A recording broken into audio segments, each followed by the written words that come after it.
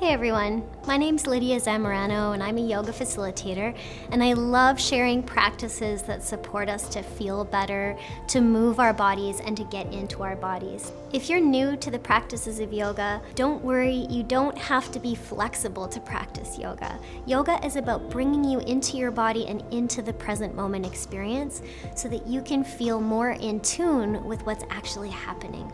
It's important for me that you let the practice meet you where you're at. So come as you are. Let yourself move in and out of the shapes. You're allowed to add things in, you're allowed to take things away so that you can stay with that theme of feeling better. It's not so much about be better or be somebody else. It's about being you right now, right here, and showing up as you are. These practices are set up so that you can come back to them over time.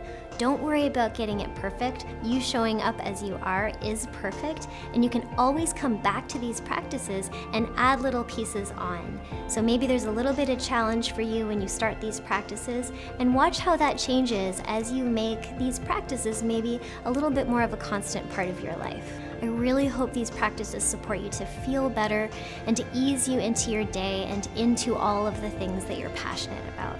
I really hope you give these classes a try, and I'd love to meet you on the mat.